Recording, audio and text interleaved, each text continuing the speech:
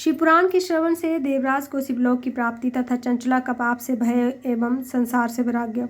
श्री सौनक जी ने कहा, महाभाग सूत जी, आप धन्य हैं, परमार्थ तत्व के ज्ञाता हैं। आपने कृपा करके हम लोगों को यह बड़ी अद्भुत एवं दिव्य कथा सुनाई है। भूतल पर इस कथा के समान कल्याण का सर्वश्रेष्ठ साधन दूसरा कोई नहीं है। यह बात हमने आज आपकी कृपा से निश्चयपूर्वक समझ ली है। सूत जी, कलयुग में इस कथा के द्वारा कौन कौन से पापी शुद्ध होते हैं, उन्हें कृपा पूर्वक बताइए और इस जगत को कृतार्थ कीजिए। सूत जी बोले, मुने, जो मनुष्य पापी, दुराचारी, खल और काम क्रोध आदि में निरंतर डूबे रहने वाले हैं, वे भी इस पुराण के श्रवण पठन से अवश्य ही शुद्ध हो जाते हैं। इस विषय में जानकर मुनि इस प्राचीन इतिहास का उदाहरण दिया करते हैं, जिसके श्रवण मात्र से पापों का पूर्णतया नाश हो जाता है। पहले की बात है, कहीं किरातों में नगर में एक ब्राह्मण रहता था, जो ज्ञान में अत्यंत दुर्बल, दरिद्र, रस बेचने वाला तथा वैदिक धर्म से विमुख था। वह स्नान संध्या आदि कर्मों से भ्रष्ट हो गया था।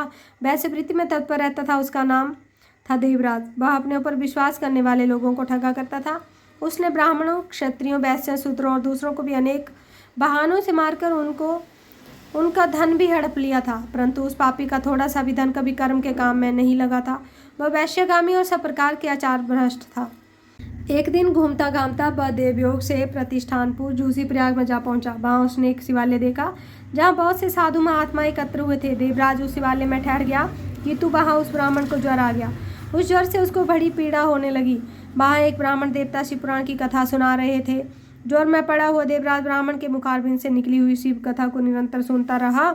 1 मास के बाद वह ज्वर से अत्यंत पीड़ित होकर चल बसा। यमराज के दूत आए, उसे 500 से बांध कर बलपूर्वक यमपुरी में ले गए।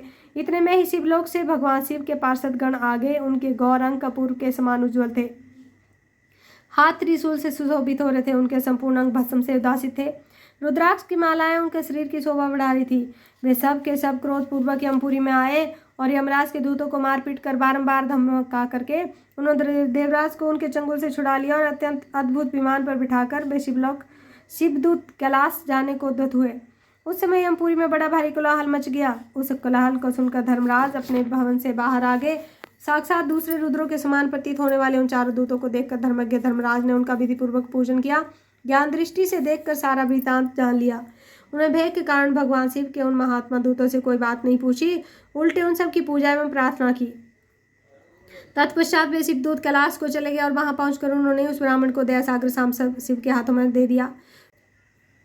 सौनक जी ने कहा, महाभाग सूत जी, आप सर्वज्ञ हैं महामते। आपके कृपा प्रसाद से मैं बारंबार कृतार्थ हुआ हूँ। इस इतिहास को सुनकर मेरा मन अत्यंत आनंद में निमग्न हो रहा है। अतः भगवान शिव में मेरी प्रेम बढ़ाने वाली शिव संबंधिनी दूसरी कथा को भी कही है। श्री सूत जी बोले, सौनक सुनो, मैं तुम्हारे सामने गोपनीय कथा वस्तु का भी वर्णन करूँगा, क्योंकि तुम शिव भक्तों में अग्रगण्य और वेद वेताओं में श्रेष्ठ हो। समुद्र के निकटवर्ती प्रदेश में एक बासकल नामक ग्राम है, जहाँ वैदिक धर्म से विमुख महापापी द्विज निवास करते हैं। वे सब के सब बड़े बड़े दुष्ट हैं। उनका मन दूषित विषय भोगों में ही लगा रहता है। वे न देवताओं पर विश्वास करते हैं, न भाग्य पर।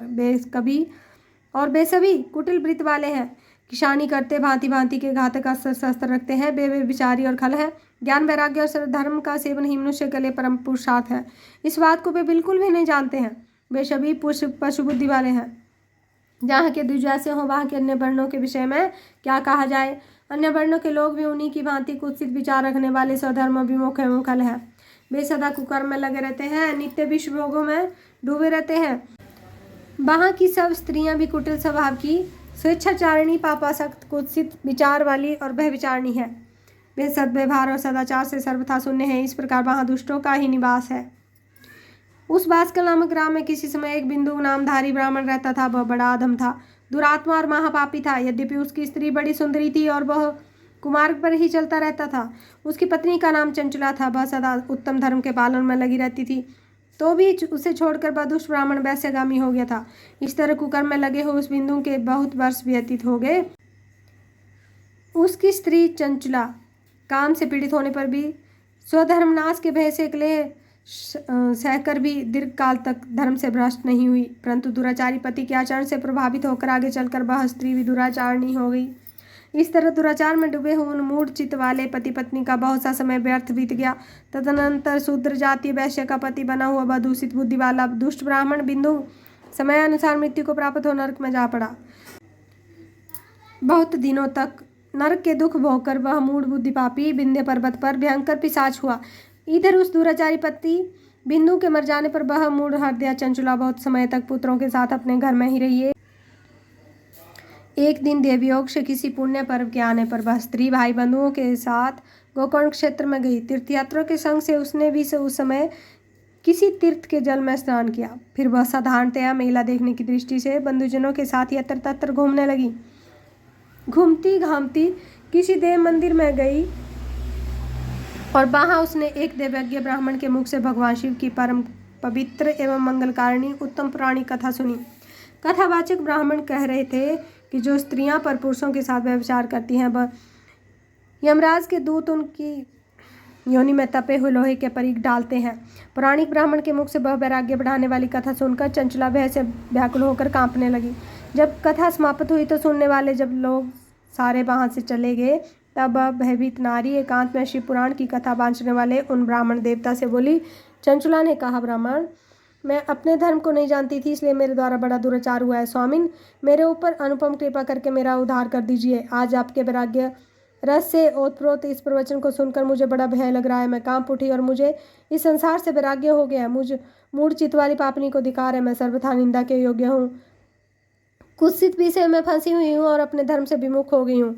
हाय, न जाने किस किस घोर कष्टदायक दुर्गति में मुझे पड़ना पड़ेगा। वहाँ कौन बुद्धिमान पुरुष कुमार्ग में मन लगाने वाली मुझ पापिनी का साथ देगा।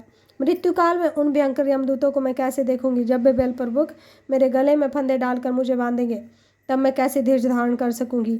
नरक में जब मेरे शरीर के टुकड़े टुकड़े किए जाएंगे उस समय विशेष दुख देने वाली उस महायातना को मैं वहाँ कैसे सहूंगी। हाय, मैं मारी गई, मैं जल गई, मेरा हृदय विदान हो गया, मैं सब प्रकार से नष्ट होगी, क्योंकि मैं हर तरह से पाप में ही डूबी रहती हूँ।